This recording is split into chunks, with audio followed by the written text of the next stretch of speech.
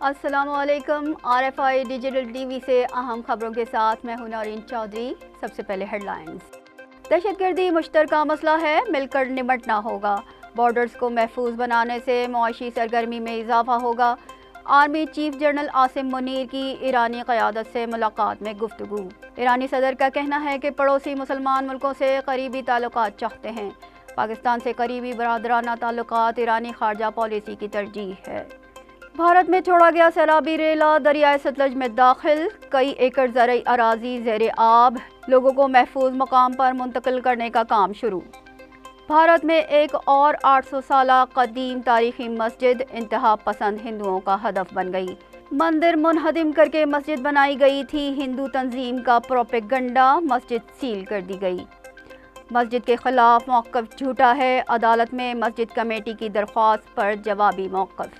پاکستان زراعت اور real estate کو ٹیکس نیٹ میں لانے کا پلان پیش کرے، IMF کا شہباز حکومت سے مطالبہ۔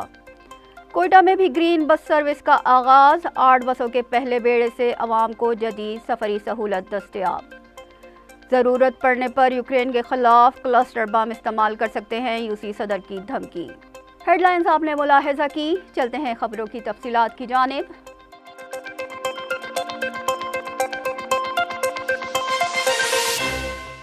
Army chief general Asim Munir کا کہنا ہے کہ دہشت گردی مشترکہ خطرہ ہے، سرحدی علاقوں کو محفوظ بنانے کے لیے پاکستان ایران کو مل کر کام کرنا ہوگا۔ تہران میں ایرانی صدر ابراہیم رئیسی سے ملاقات میں کہا کہ دونوں ملکوں میں تجارتی امور پر معاشی تعاون بڑھانے سے بارڈرز پر سلامتی کی صورتحال بہتر ہوگی۔ دہشت گردی مشترکہ خطرہ ہے جس سے باہمی تعاون کے ذریعے نپٹا جا سکتا ہے۔ ایرانی صدر کا کہنا تھا کہ پڑوسی مسلمان ملکوں خصوصاً پاکستان سے بہتر تعلقات ایرانی خارجہ پالیسی کی ترجیحات میں شامل ہے۔ پاکستان کی توانائی کی ضرورت پوری کرنے میں ہر ممکن تعاون کریں گے۔ ISPR کے مطابق آرمی چیف نے وزیر خارجہ امیر عبداللہ سے بھی ملاقات کی۔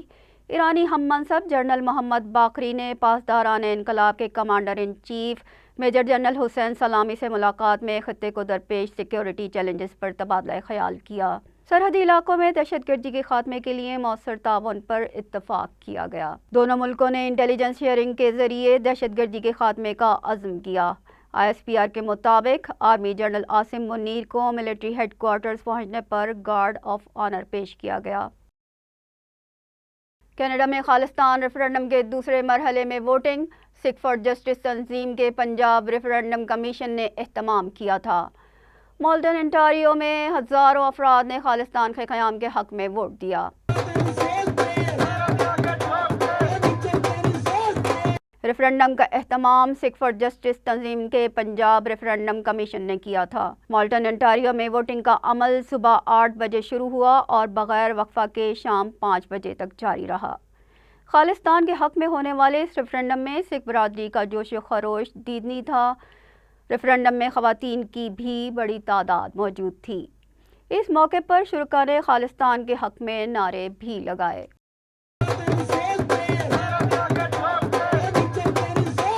بھارت میں راشٹریہ سیوک سنگھ کی انتہا پسندی بڑھتی جا رہی ہے۔ مہاراشٹر کی ایک اور تاریخی مسجد کو مذہبی بنیاد پر سیل کروا دیا۔ سیکولر بھارت وقت گزرنے کے ساتھ بے نقاب ہوتا جا رہا ہے۔ مسلمانوں کی مساجد کے خلاف بھارتی انتہا پسند ہندوؤں کی تحریک پورے ملک میں پھیلتی جا رہی ہے۔ بابری مسجد کی شہادت کے بعد درجنوں مسجدوں کے خلاف بھارتی انتہا پسند ہندو تنظیمیں کارروائی کروا چکی ہیں۔ مہاراشٹر کی ایک اور 800 سال پرانی مسجد پر ہندو تنظیم نے دعویٰ کیا ہے کہ یہ مسجد مندر کو منہدم کر کے تعمیر کی گئی تھی، جس پر اورنگ آباد کے کلکٹر نے مسجد کو سیل کر دیا۔ مسجد کی انتظامیہ نے اس حکم کے خلاف عدالت میں درخواست دائر کر دی، تاہم عدالت نے ابھی تک اس کیس کو سماعت کے لیے مقرر نہیں کیا۔ مسجد انتظامیہ کے مطابق مسجد ایک وقف جائیداد پر بنی ہوئی ہے۔ مسجد کے خلاف حکم غیر قانونی ہے۔ بھارتی بحریہ بھارتی عوام پر بوجھ بن گئی۔ 23 سال میں اب تک بھارتی بحریہ 26 بڑے حادثات کا شکار ہو چکی ہے۔ بھارتی بحریہ ہر 5 سال میں ایک جنگی جہاز اور ہر 2 سال میں تربیت یافتہ آفیسر اور جوان غفلت کے باعث کھو دیتی ہے۔ زیادہ تر حادثات کپتان کی غفلت، غیر معیاری دیکھ بھال اور ناکافی تربیت کے باعث پیش آتے ہیں۔ سن 2014 کے 7 مہینوں میں 11 حادثات میں بھارتی بحریہ کے 21 افسران اور جوان ہلاک ہو گئے۔ گزشتہ 6 برس کے دوران پاکستان 4 مرتبہ بھارتی آبدوزوں کا پاکستانی پانیوں میں سراغ لگا کر بھارتی بحریہ کی ناقص کارکردگی کا ثبوت دنیا کے سامنے رکھ چکا ہے۔ سن 2000 سے اب تک بھارتی بحریہ 26 بڑے حادثات کا شکار ہو چکی ہے۔ بھارتی بحریہ ہر 5 سال میں ایک جنگی جہاز، ہر 2 سال میں ایک تربیت یافتہ آفیسر یا جوان غفلت کے باعث کھو دیتی ہے۔ بھارت کی شیطانی، دریاؤں میں طغیانی۔ بھارت کی جانب سے ستلج میں چھوڑا پانی تباہی مچانے لگا۔ منجن آباد میں بابا فرید کے قریب حفاظتی بند ٹوٹ گیا۔ بھارت کی جانب سے پانی چھوڑے جانے کے بعد پاک پتن میں دریائے ستلج میں پانی کی سطح میں مسلسل اضافہ، متعدد علاقے زیر آب۔ بیشتر افراد کو محفوظ مقامات پر منتقل کر دیا گیا۔ قصور میں سیلابی صورتحال کے بعد انتظامیہ کی ناقص کارکردگی، ٹینٹ ویران ہو گئے۔ بھاولپور کے مقام پر پانی کی سطح تیزی سے بلند ہونے لگی۔ پاک پتن میں ہیڈ سلیمان کی کے مقام پر سطح مسلسل بلند ہونے کا سلسلہ جاری۔ دلوالی، بھینی، گدائش اور کوٹ بخشا فیروز پور میں آبادیاں اور کھڑی فصلیں ڈوب گئی۔ پیر غنی کے مقام پر بارات سیلابی ریلے میں پھنس گئی۔ ریسکیو اہلکاروں نے دلہے سمیت تمام باراتیوں کو بچا لیا۔ ریلیف کمشنر کے مطابق ہیڈ سلیمان کی کے مقام پر پانی کی آمد 77,665 کیوسک ہے۔ سیلاب کے پیش نظر بھاولپور اور لودھرا میں بھی حفاظتی انتظامات کی ہدایت کر دی گئی ہے۔ ستلج کے متاثرین کیمپوں میں سہولیات کی کمی کا شکوہ کرتے دکھائی دیے۔ کھانا نہ ملنے سے بچے بھوک سے بلکتے رہے۔ بیماروں کے لیے ڈاکٹر بھی میسر نہیں۔ پاک فوج کی جانب سے سیلاب متاثرین میں خشک راشن، پانی اور تیار راشن بھی تقسیم کیا گیا۔ IMF نے حکومت پاکستان سے ریئل اسٹیٹ اور زراعت پر ٹیکس کا پلان مانگ لیا۔ IMF نے دوسرے جائزے کے لیے شرائط پیش کر دی۔ عالمی مالیاتی ادارے کا کہنا ہے کہ پاکستان ریئل اسٹیٹ اور زراعت کے شعبوں سے محصولات حاصل کر سکتا ہے۔ ان دونوں شعبوں سے محصولات کے حصول کا پلان دینا ہوگا۔ حکومت پاکستان کو ریئل اسٹیٹ اور زراعت پر ٹیکس عائد کرنے پر بھرپور معاونت کریں گے۔